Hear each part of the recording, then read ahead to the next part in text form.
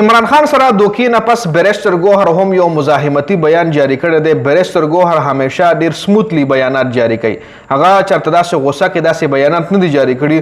خو اوس چې بیرسټر ګوهر کم بیان جاری کړی په هغې هم ډیټیل سره خبرې کوو. بل پی ټی آی چې کوم دی هغه بنن عدالت کې توهین عدالت درخواست هم دایر کوي، ځکه حکومت یو ځل بیا د سپریم کورټ حکم چې کوم دی ډسبین لا ورغورځولې دی، د سپریم کورټ د حکم خلاف ورزي کړې ده، د سپریم کورټ د حکم توهین کړی دی.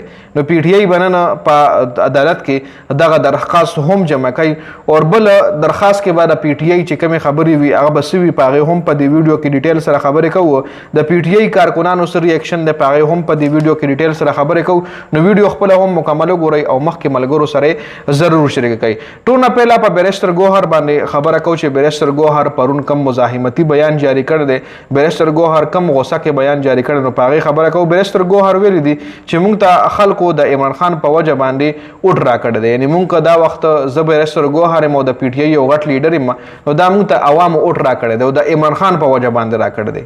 یعنې ډېر دی کې داسې لیډرشپ دی چې چا پیژندوم نه، خو عمران خان ولا ټیکټ ورکو د عمران خان په پارټۍ د عمران خان د پی ټی آی په بیډ باندې د بیډ په نشان باندې هغوی الیکشن ته ودرېدل او د بیډ په نشان باندې د عمران خان په نوم باندې هغوی له اوټ ورکړلی شو.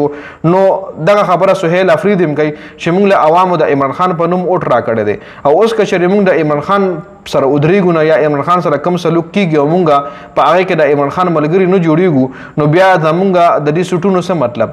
بیا موږ له پکار چې د خپلو عهدو نه استعفا واخلو.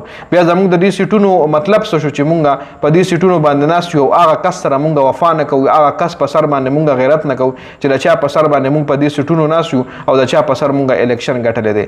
نو دا خبره بیرسټر ګوهر چې کوم دی چېرته داسې سخت بیان نه دی جاری کړی او کیدای شي چې بیرسټر ګوهر استعفا هم واخلي. بل نن به پی ټی آی سپریم کورټ کې د توهین عدالت درخواست ورکوي په حکومت باندې، او حکومت په هم درخواست ورکوي د نظرثانۍ. لکه عدالت چې کومه فیصله کړې وه په هغې باندې به د نظرثانۍ درخواست ورکوي. عدالت ویلي چې عمران خان د شفا انټرنیشنل هاسپټل ته منتقل کړلی شي، داخل دې کړلی شي. د هغه خور د عمران خان خور عظما خان او د عمران خان ډاکټر فیصل سلطان به عمران خان سره ډیورینګ د ټریټمنټ وي، په د ټول ټریټمنټ دوران به دا دواړه ورسره وي. خو د عمران خان د سپریم کورټ د حکم خلاف ورزي وشوه. عمران خان شفا په ځای پیمز هسپتال ته بوتلی شو، هلته ورسره ډاکټر نو صرف خور وه او د هغه ټریټمنټ هم مکمل نه شو، یعنې هغه داخل نه کړلی شو. 2-3 غنټې په هسپتال کې تېرې کړلی شوې او هغې نه پس هغه ډیا له جیل له واپس بوتلی شو. نو په دې باندې به اوس د پی ټی آی وکیلان چې کوم دي په سپریم کورټ کې د حکومت خلاف توهین عدالت درخواست ورکوي چې حکومت د عدالت چې کوم دی توهین کړی دی او د عدالت د حکم خلاف ورزي یې کړې ده. بل حکومت چې کوم دی هم خپل درخواست ورکوي. بل شفا په ځای ګوره دی به پی ټی آی چې کوم دی دی به په خپل درخواست کې څه پوینټس لیکي چې حکومت د شفا په ځای عمران خان ولې پیمز هسپتال ته بوتلو. دویم پوینټ پکې دا لیکي چې حکومت ولې دی په هسپتال کې داخل نه کړو.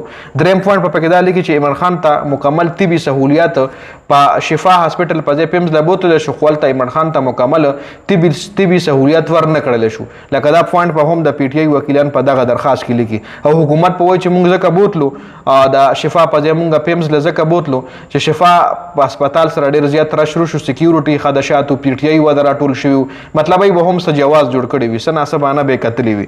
نو په دې ویډیو کې دا اپډیټس و دې حوالې سره ستاسو سره د خپله قیمتي رایه موږ سره په کمنټ کې ضرور شریکه کړئ.